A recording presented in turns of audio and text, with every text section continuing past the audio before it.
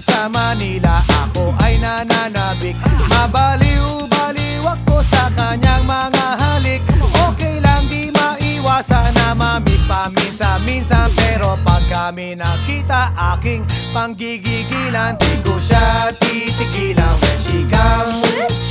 Di ko siya titigilan when she comes. Di ko siya titigilan, di ko siya titigilan, di ko siya titigilan when she comes.